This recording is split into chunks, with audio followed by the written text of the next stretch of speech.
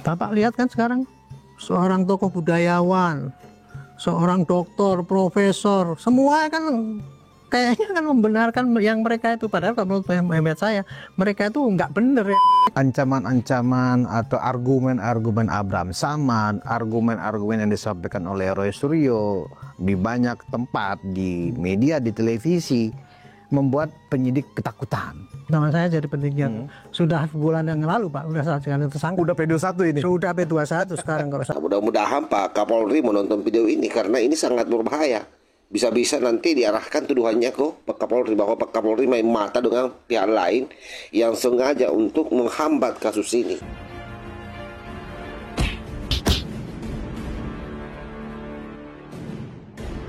Assalamualaikum warahmatullahi wabarakatuh. Selamat pagi semuanya sahabat-sahabat dimanapun juga berada. Kali ini ada satu video yang saya kira ini sangat menarik terkait dengan lamanya proses kasus yang terjadi di Polda Metro Jaya. Banyak masyarakat yang hari ini sangat resah. Kenapa begitu terlambat P21? Kenapa begitu lambat tersangkanya diumumkan? Ada apa sebenarnya?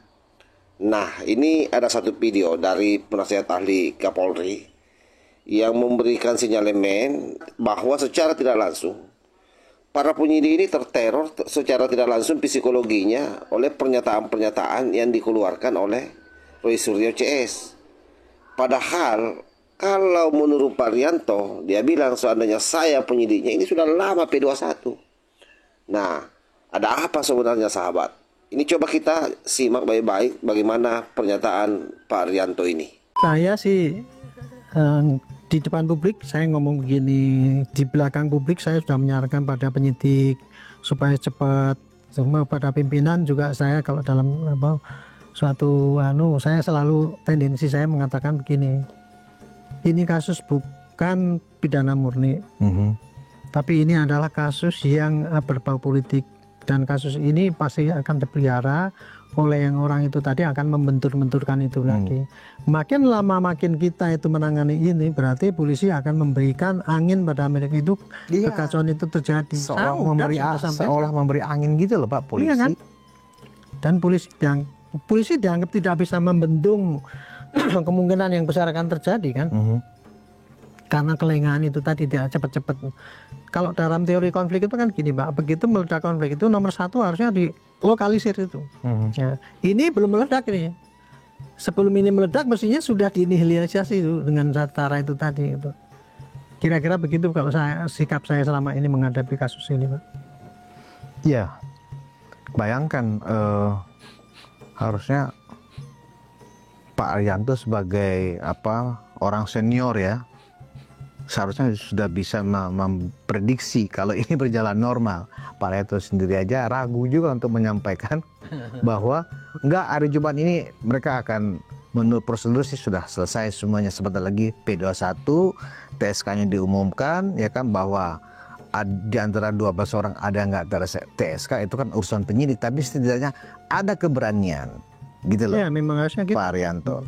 Dan publik juga sebenarnya akan seperti apa vonis hakim juga nggak terlalu memikirkan Pak, karena itu kan nanti kan persidangannya kan pasti akan terbuka. Iya ya kan? Iya. Yang bikin publik saat ini itu geram itu adalah kan publik nggak tahu Pak apa dialog yang terjadi di ruang penyidikan, apa yang terjadi di belakang ruang penyidikan. Kalau di pengadilan semuanya terbuka, orang bisa menyimak semuanya. Dan bisa ketahuan siapa yang masuk angin, siapa yang nggak masuk angin kan begitu. Dan itulah rumors yang digaungkan oleh mereka itu tidak mempercayai pada penyidik kan. Selama ini kan mereka kan gitu. Selama ini kan mereka selalu meng-create pada masyarakat itu, menggiring bahwa ini kita itu sudah tidak fair kan, itu kan tidak adil menangani. Itu kan yang digaung-gaungkan mereka itu. Nah, untuk menghentikan gaung mereka itu di lapangan, mestinya ini cepat-cepat ini proses ini kayak pengadilan kan gitu Pak.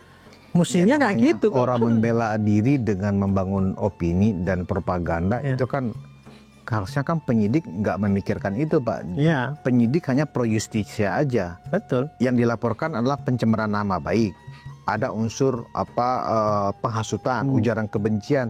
Ketika faktanya ditemukan, barang buktinya ada, ngapain mendengarkan ocehannya Roy Suryo? Itu kan maksud gitu, saya begini Pak, maksud saya penyidik pasti begitu Pak, prinsipnya gitu, pokoknya yang kan kadang-kadang penyidik ini, kalau penyidik yang biasa yang tidak berpolitik ya, yang penting saya kerja bener lah gitu. Tapi dalam menghadapi kasus ini ya, penyidik itu jangan hanya berpikir bahwa ini kasus murni, tapi ada agenda di luar itu tadi ya, mungkin keruh itu tadi. Makanya dia prinsipnya harusnya ini jangan sampai memberikan kesempatan pada orang itu menggoreng-goreng kasarannya itu. Ini saya percepat. Inilah yang saya belum melihat selama ini kepada semangat penyidik itu untuk mempercepat penyelesaian ini loh. Dia terlalu apa ya? Itu tadi seperti saya katakan. Saya dulu pernah menangkap orang 91 itu 3 hari selesai berkasnya gitu. Sampai saya ngomong gitu loh Pak. Itu untuk mengatakan untuk memberikan petunjuk secara tidak ini ya. Terlalu lama lah kalau Anda itu menentukan tersangkanya ini. Makanya saya kasih contoh itu kalau saya dulu 3 hari selesai, seminggu sampai selesai. Pak Haryanto curiga jangan-jangan penyidiknya sudah tidak netral, jangan-jangan juga sudah terpengaruh politik atau terpengaruh opini publik. Penyidik terlalu berhati-hati, alasannya mesti kayak gitu. Terlalu berhati-hati, tapi dengan kehati-hatian itu dia nggak mikir risikonya lebih besar, eksesnya kan gitu kan. Jadi Pak Haryanto lebih memilih diksinya penyidik berhati-hati.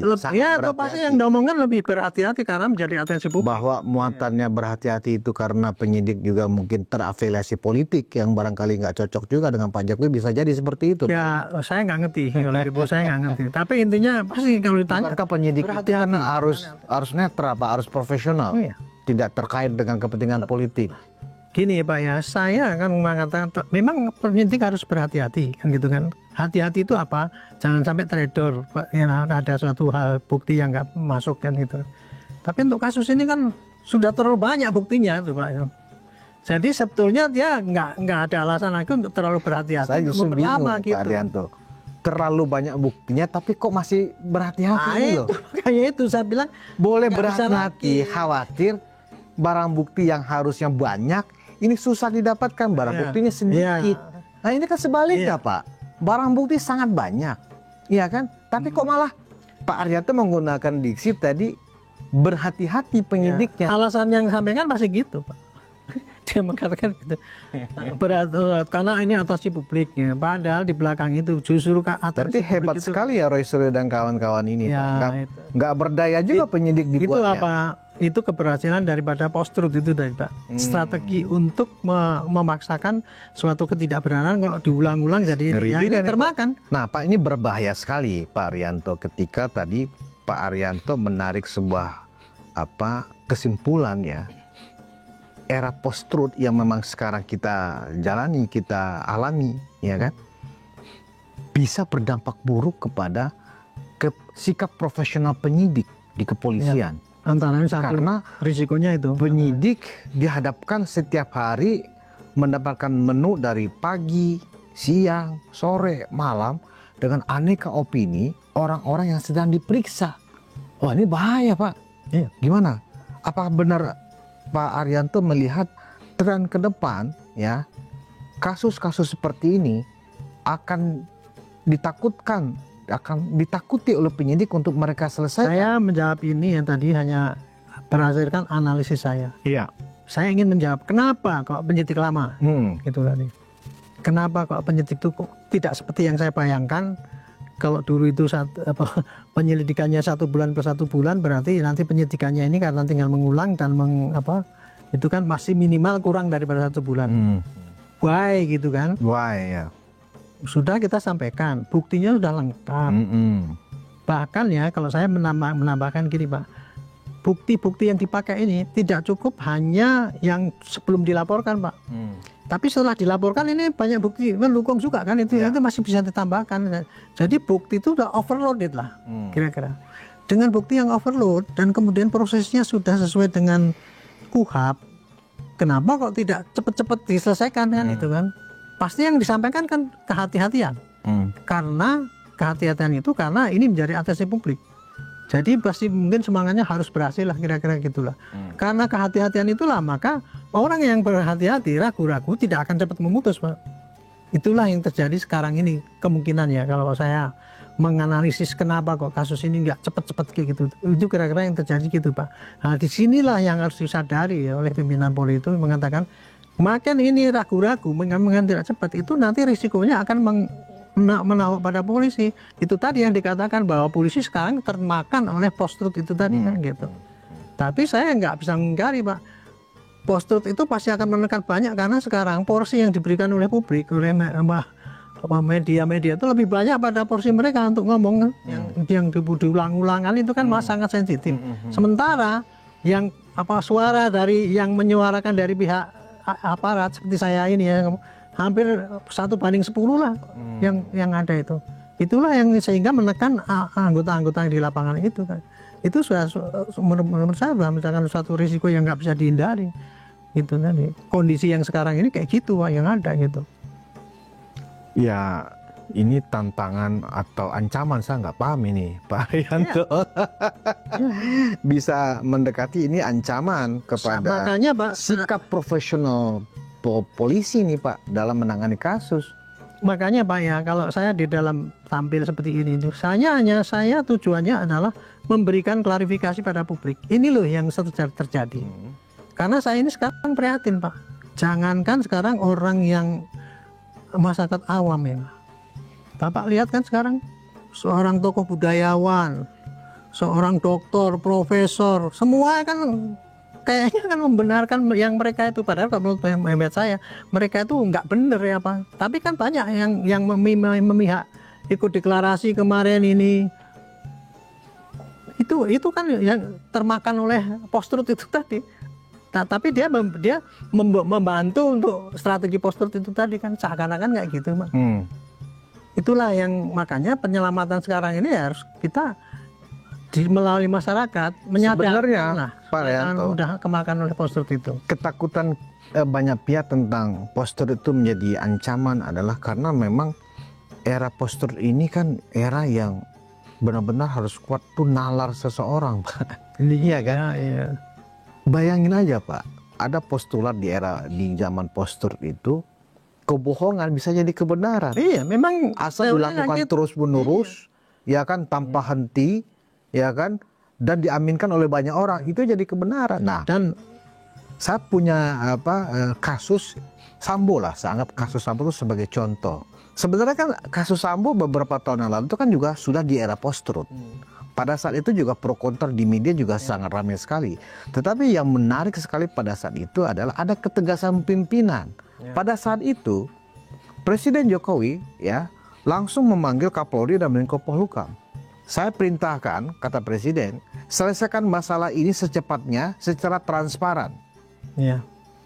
Langsung kemudian Kapolri dan Menko Polhukam mengawal kasus ini karena perintah Presiden. Nah ini kan kasus ini kan mungkin sudah melibatkan juga publik, dan publik ini pro dan kontra. Tapi pimpinan nasional belum ada seperti yang dilakukan oleh Pak Jokowi ketika menangani kasus Sambo. Begitu juga KM50 gitu loh Pak Arianto. Ya itu ada benarnya tuh Pak. Saya bisa membenarkan pendapat Bapak itu. Kalau saya melihat ya, ini kalau dari pengalaman saya sendiri ya, melihat post-truth itu kan dulu malah sangat menonjol ketika waktu pilihan presiden dulu. Betul. Kan itu ya. Itu hanya bisa dihentikan setelah pilihannya berjalan Pak. Iya. Berhenti dengan sendirinya kan. Yeah. Nah sama juga dengan ini, kalau saya harapkan ini post-truth ini Pak akan terus menggema kalau ini dibiarkan, nggak cepet-cepet divonis di ini. Nah kalau untuk Sambo dulu Pak, itu kuncinya saya dulu waktu itu ya, saya jadi terkenal di TV ini karena saya tampil di Sambo itu. Iya, saya mengatakan ini apa yang terjadi itu kayak gini. Saya mengatakan dulu waktu ini, alangkah bodohnya polisi itu, saya bilang itu. Masa ada anggota mati, kemudian yang diperiksa itu tembak-menembak. Saya sebagai Barada waktu itu, kalau ada orang anggota mati ya harus bikin laporan model B, bahwa ini kenapa matinya. Bukan langsung diumumkan 1 hari langsung, oh mereka tembak-menembak. Nah itu kan, disitulah saya kemudian saya dianggap terbuka. Nah disinilah, kalau untuk post-truth dulu itu, kuncinya kenapa bisa selesai, karena apa? Pak Jokowi perintahkan jangan ditutup-tutupi. Jangan ditutup. Ya kan? Transparan. Itu kuncinya Pak. Jangan ada yang ditutup-tutupi. Ya kan? Itu akhirnya kan terbuka. Betul. Itu. Sahabat-sahabat sudah mendengar apa yang disampaikan oleh Pak Arianto Dan saya berharap sebenarnya sama-sama mengambil kesimpulan dari pembicaraan ini.